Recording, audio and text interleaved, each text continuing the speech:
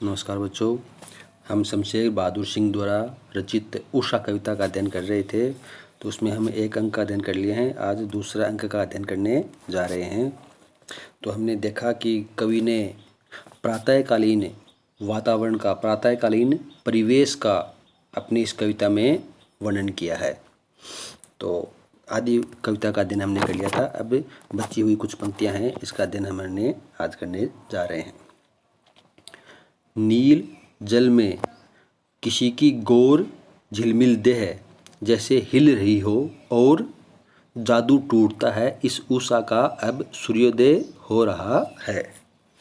तो देखो, इसमें कोई कठिन शब्दों का प्रयोग नहीं है, क्योंकि कवि आधुनिक काल के कवि हैं, इसलिए नए प्रयोगधर्मी प्रगतिशील कविताओं की रचना की है। तो इसमें कोई कठिन शब्द नहीं है, जो भी सरलार्थ मैं आपको बोल के बता देता हूँ। तो जैसा कि हम पढ़ रहे हैं, कवि सूर्योदय से पहले के जो आकाश में, नभ में जो पल पल परिवेश परिवर्तित हो रहा है, उसका वर्णन अपनी इस कविता में किया है। कवि कहते हैं कि जब नीले वर्ण के आकाश में सूर्य की चमकती हुई श्वेत आभा दिखाई देने लगती है। इसे हम पहले वाले अंक में पढ़ा था, तो उसमें सूर्योदय होने से पहले की जो लालिमा थी उसी का अध्ययन हमने किया था। अब देखो, सूर्योदय उदय हो गया है, अब सूर्य की चमक, सूर्य की आभा दिखाई देने लगती है। तो कवि को ऐसा लगता है कि कोई नीले जल में किसी सुंदर गोरी की देह यानी शरीर झिलमिला रहा हो। सूर्योदय हो रहा है, सूर्योदय की आभा, सूर्य दृश्य दिखाई देने लगा है। तो कवि को इससे लग रहा है जैसे कोई नीले वर्ण के आकाश में सूर्य की चमकती आभा दिखाई देने पर ऐसा लगता है कि कोई नीले जल में किसी सुंदर गोरी की देह झिलमिल कर रही हो, जैसे हिल रही हो। कवि को ऐसा लगता है कि वह सूर्य का जो श्वेत बिंब है वह हिलता हुआ सा प्रतीत हो रहा है, हिलता हुआ सा दिखाई दे रहा है। और अब देखो, इसमें बिंदु लगा रखे हैं, तो ये क्या है?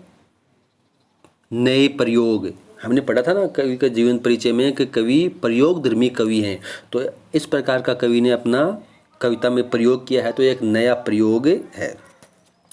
तो कुछ क्षण बाद में, कुछ समय के बाद में जब सूर्य उदित होता है, तो ऐसा लगता है जादू टूटता है इस उषा का अब सूर्योदय हो रहा है। तो जो प्रातःकालीन प्राकृतिक परिवेश का जो चमत्कारिक सौंदर्य था वह अब धीरे धीरे समाप्त हो रहा है। अब सूर्योदय हो रहा है, सूर्योदय हो गया है। तो सूर्योदय होने से पहले का और सूर्योदय के समय का जो सुंदरता थी और जिस सुंदरता में कवि बंधे हुए थे, जो जादू था, वह धीरे धीरे अब समाप्त हो रहा है।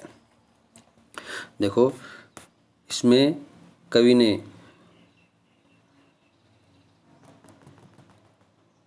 नील जल में या किसी की गोर झिलमिल देह है, इसमें उत्प्रेक्षा अलंकार का प्रयोग किया है। इसमें उत्प्रेक्षा अलंकार का प्रयोग किया है। बिंबधर्मी कवि हैं, तो बिंबात्मक शैली का प्रयोग किया है। भाषा सरल सहज भाषा का प्रयोग किया है। और प्रातःकालीन सुंदरता का कवि ने अपनी कविता में स्थान दिया है, वर्णन किया है। तो इस का आप व्याख्या के रूप में अपनी कॉपी में करना है। इसको हिंदी कॉपी में व्याख्या के रूप में इसको करना है।